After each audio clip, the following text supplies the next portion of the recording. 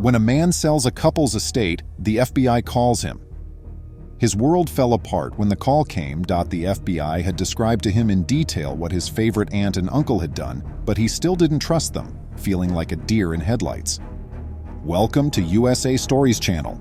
Do not forget to subscribe and activate the bell button to receive all new updates.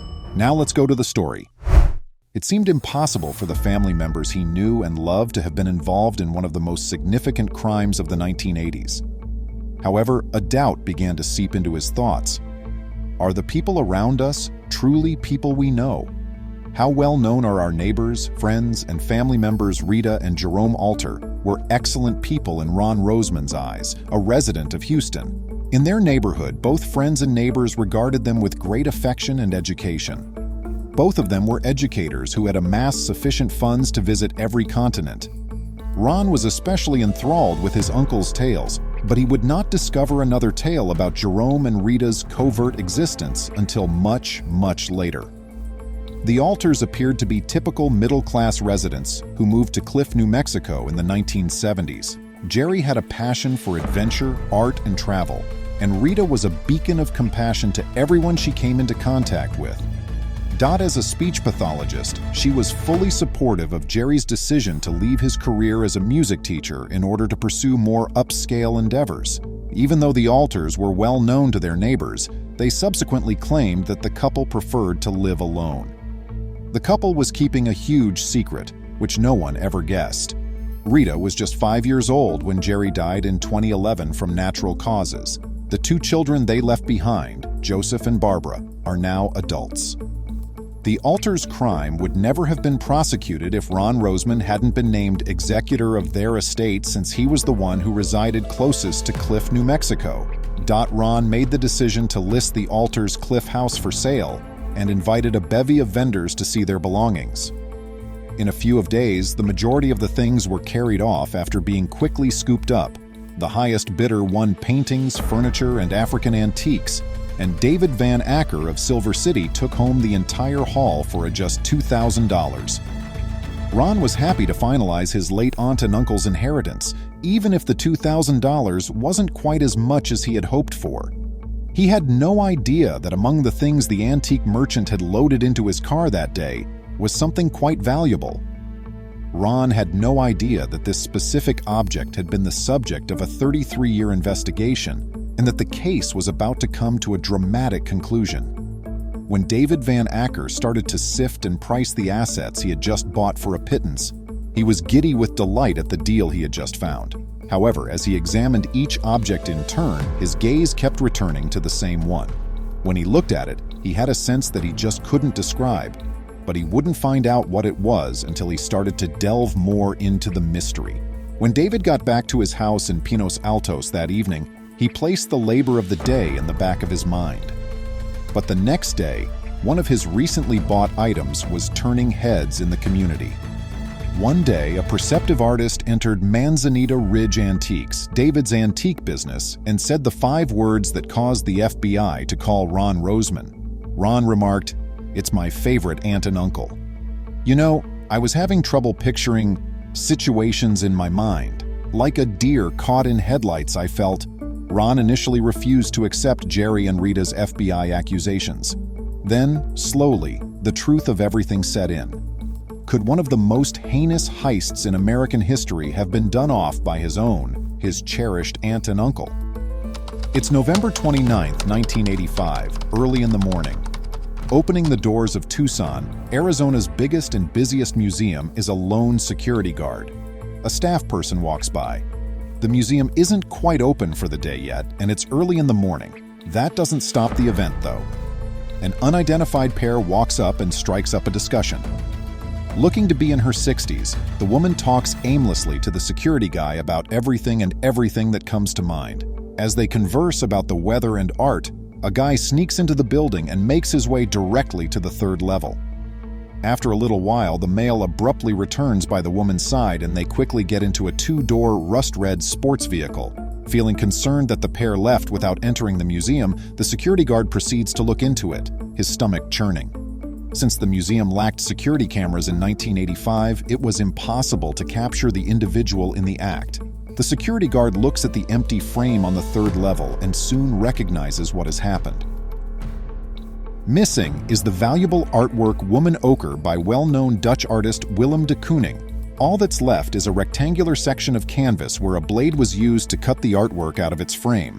The guard's description of the enigmatic pair and their getaway vehicle was the only lead the police had, as they were unable to locate any fingerprints. During the mid-century Expressionist movement, Willem de Kooning was a well-known abstract painter whose works are extremely significant. A remarkable $137.5 million was paid for one picture when it was auctioned. Before an unassuming trader in Silver City understood what he had sitting in his antique store, the renowned art robbery of Woman Ochre had been unsolved for 30 years. Before an artist recognized the abstract picture he had purchased from the Alter's estate and exclaimed, "That's a Willem de Kooning." At David Van Acker's store, he had given it little thought. He didn't realize how likely it was that he would come onto such an important historical document until he had done some investigation. His eyes widened in their sockets as he read the report about the stolen artwork from the Arizona Museum of Art. As soon as David recognized exactly what he had, his amazement turned to terror. He had to keep it hidden from curious onlookers. He transferred the 40 by 30-inch picture to the toilet, which was, ironically, the only door in his business that latched, and secured it there. Van Acker subsequently said, "We decided to pick it up and put it somewhere safe because we were afraid someone would smash it or flick paint off of it." He then gave the Tucson Museum a call. Olivia Miller, the UAMA curator, stated, "I had daydreams of getting that phone call, of someone calling up or someone mysteriously sending a package and the painting being inside. I honestly didn't think it would happen," the speaker said. Naturally, Olivia was first dubious of David's discovery. Then David revealed an important information that altered the course of events. What he said that truly stuck out and impressed me was, Olivia Miller recalled, "I was thinking it seriously, but he said that there are lines across it as if it's cracked, like it's been rolled up, and that really made me stop. All right, that's just a detail that anyone could mention." That's when a call was placed to Chief Brian C. Stone. After more than 30 years of investigating the theft of the de Kooning artwork, Chief Brian C. Stone never lost hope that one day he would solve the case. "It was just a feeling," he stated. Therefore, 32 years later, I witnessed the tears of happiness and joy as it truly came home. Soon later, the picture was thoroughly inspected, and it was discovered that the signature was real. The most unexpected detail and the artwork itself was, for more than 30 years, the Alters had kept it hidden from inquisitive eyes behind their bedroom door. Furthermore, fresh information suggests that the seemingly unremarkable pair was the one who had taken the painting. Buck Burns, co-owner of an antique store, stated, "My personal thought, and it may be totally wrong, but when I first saw where the painting was hanging in the house, it was for their private display, not for any other person. Nobody could see it while the door was open because it was hanging behind it. However, the most damning evidence had been there in front of everyone's nose the entire time. The Cup and the Lip is a collection of short tales written by Jerome Jerry Alter from 2011. A fictional tale about a mother and her daughter robbing a museum of a 120-carat gem, distracting the guard, and taking off in a getaway car is one of the stories contained within. Upon reaching their abode, they place the diamond in a concealed panel to be only observed by them. However, Ron Roseman refuses to accept that his aunt and uncle were complicit in the heist. He regretfully said, "I just can't imagine that they would. I didn't know that aunt and uncle at all."